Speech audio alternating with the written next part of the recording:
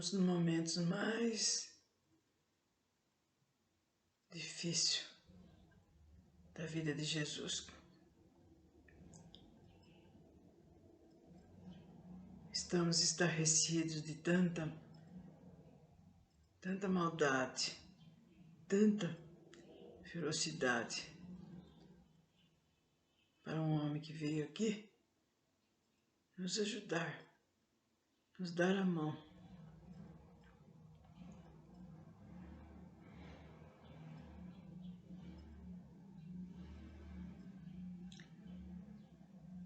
E ali, esse Caifás com o sogro dele, e lógico que eles iam ganhar a luta deles, porque eles ajudaram, eles fizeram de tudo, né? Compraram testemunhas e também, se eles não aceitassem obedecê-los, eles fariam qualquer coisa de mal para eles. Então muitos agiram de medo do que podia passar na mão deles. Então, eles arrumaram falsos testemunhas para delações comprometidas e também arrumaram pessoas para distribuir notícias tendiosas a respeito do Rabi. Vocês estão vendo? Além de eles arrumarem falsos testemunhos, eles arrumaram mais gente para ir falando entre o povo, né, na cidade toda, dar notícias muito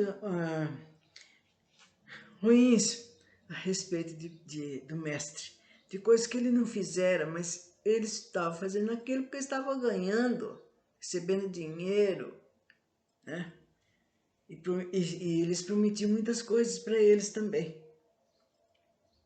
Não foram os juízes do Sinédrio que condenaram um Jesus inocente dos crimes que lhe imputavam, mas isso decorreu da prodigalidade de provas que o sumo sacerdote conseguiu aliciar para convencer aquela corte, convictos que os servidores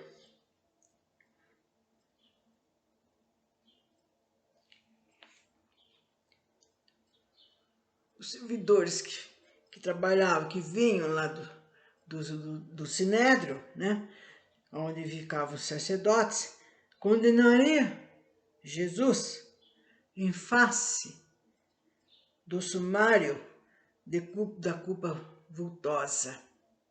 Então, diante de tantas provas que eles arrumaram, falso testemunho, tinham mais uma quantidade imensa, né, que atacava Jesus de todos os lados.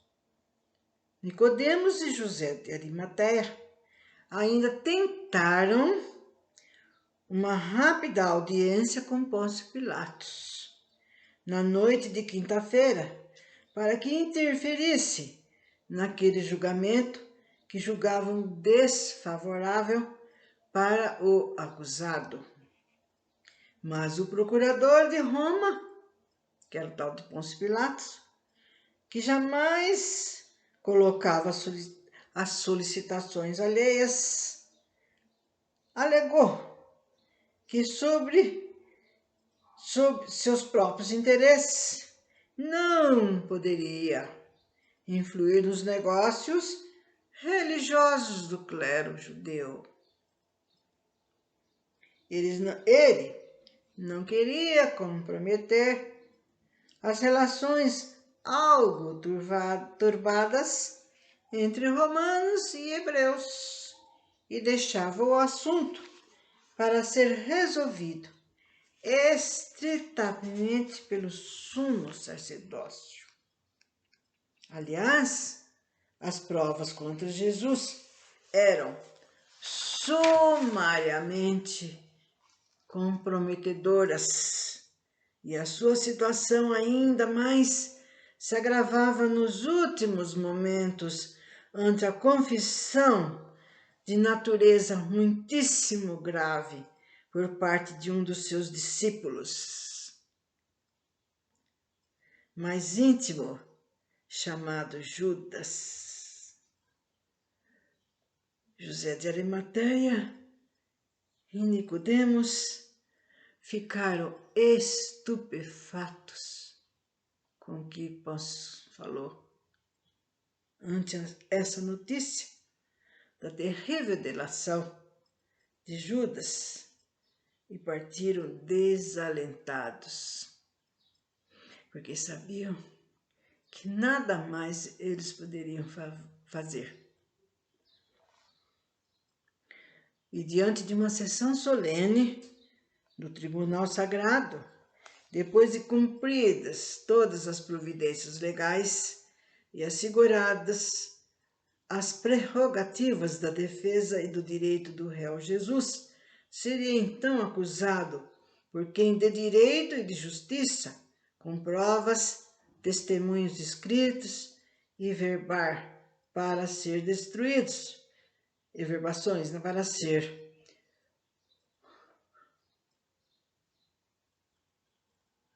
absolvido, encarcerado ou sentenciado à morte, conforme os votos de culpa, de indulgência ou de piedade dos juízes. Então, diante daquilo tudo, eles achavam que eu, então, votar, como como a gente vê, o réu diante dos juízes. Se ele seria encarcerado ou seria sacrificado,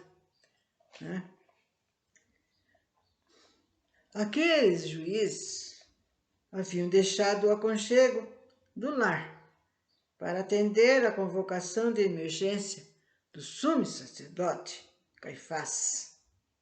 O acusado tinha o direito de se defender por suas próprias palavras.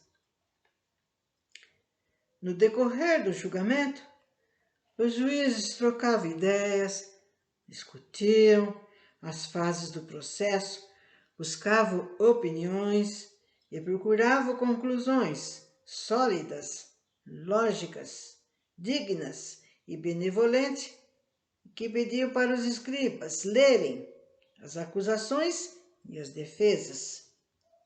E durante o julgamento, Jesus não estava atado, ficando sentado, mas suava e sofria o efeito do profundo desgaste ocorrido no Jardim das Oliveiras durante o transe mediúnico e a pródiga vertência do sangue. Febril, exausto, ele orava ao Pai, rogando-lhe a graça de apressar a cerimônia. Porque ele já sabia que ele ia ser mesmo sacrificado, não tinha como, diante das apresentações do Caifás e do sogro dele. Então ele pedia para o nosso Pai que tudo corresse mais rápido, Porque ele já não estava aguentando. Ele era do jeito que ele ia indo, ele poderia até falecer antes do tal sacrifício. Mas ele sabia que ele tinha que passar por aquele sacrifício. Caifás se expressou a Jesus. Jesus de Nazaré, antes que essa corte te absolva ou te castigue, depois de todos os recursos da lei a teu favor, conforme testemunhos de amigos, asseclas e conterrâneos, feitos sobre a lisura do santo ofício e por vontade dos que preferiram a verdade, o certo e o acontecido, sois acusado sacrílego. Sacrilégio. Ele cometeu um sacrilégio aos olhos dele, né? Lógico. E como nós vimos, foi tudo muito bem preparado para ele falar que ele cometeu esse sacrilégio. E diante das provas, todos aceitaram o que Caifás falava, porque diante daquilo tudo que houve, não tinha outra desculpa, né? Não tinha outro meio.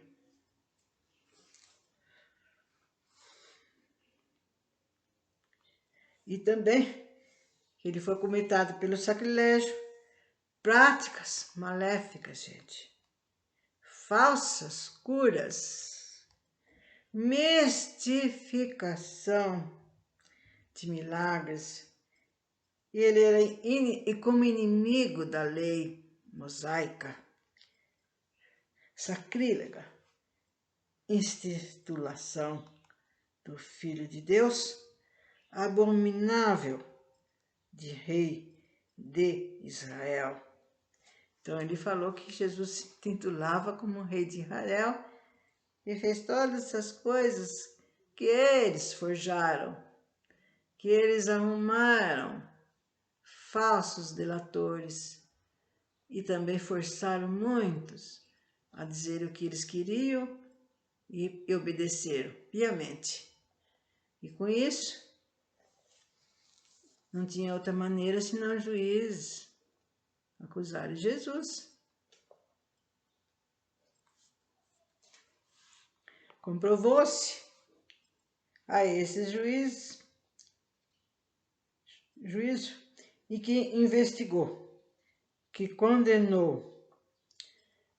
condenasse, então, publicamente, as taxas, as oblatas e os sacrifícios de Jeová, e apresentasse como Messias Salvador. Então estava dizendo que ele se apresentou como um Salvador e que e fez promessa para as pessoas que ele iria levá-las ao dar, né? Que eles iam ter o reino de Jesus, de Deus, como ele já estava falando há algum tempo, mas das quais nem mesmo os próprios discípulos entenderam, né? Houve um equívoco no entendimento, no que Jesus se referia a esse reino de Deus. E então eles falaram que Jesus prometeu muita coisa e fez coisas muito erradas, né? E falaram também que eles fascinaram, que ele fascinou as viúvas, os órfãos, né? E até seduziu donzelas. Nossa, gente, um monte de acusações, um monte de podridões que eles enfeixaram. E, juntamente, o Caifás, com seu sogro, maquiaram tudo. Eles eram maquiavélicos mesmo. Eles maquinaram tudo para pôr por terra nosso mestre. Não tinha como, diante dessas acusações que o juiz falou, que eles disseram para Jesus que ele tinha feito. Né? Você fez isso, fez aquele outro. E Jesus quieto, sempre orando, cabisbaixo.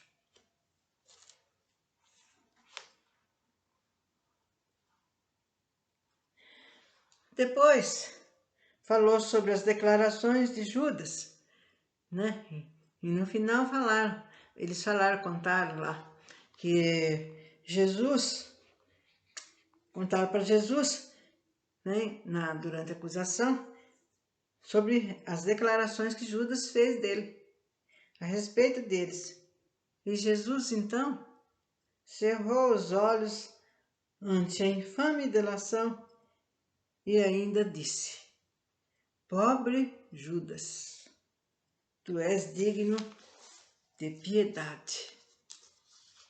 Então, eles falaram que não tinha como ele se declarar inocente, não tinha como ele dizer que ele não tinha feito nada disso, se até o próprio discípulo dele falou mal dele, delatou.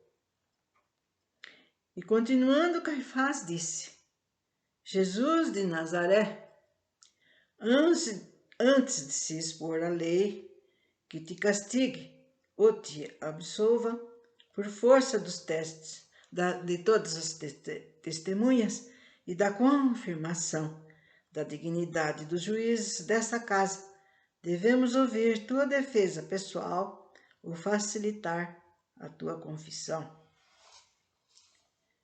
Jesus manteve-se de olhos baixos, orando mentalmente ao Pai, e rogava-lhe forças para resistir até o fim à desfaçatez daquele homem afogueado pelo mais alto índice de hipocrisia.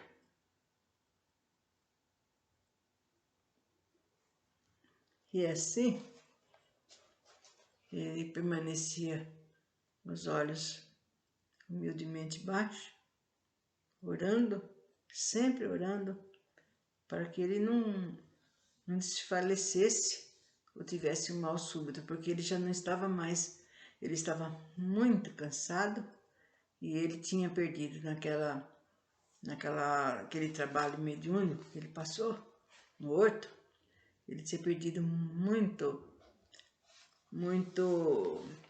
força, ficando quase chegando até a ficar desfalecido lá. Então ele não conseguiu obter mais energia. E com isso ele tinha medo de a qualquer momento ele ter algum mal súbito. E ele queria manter-se vivo até o final do seu sacrifício.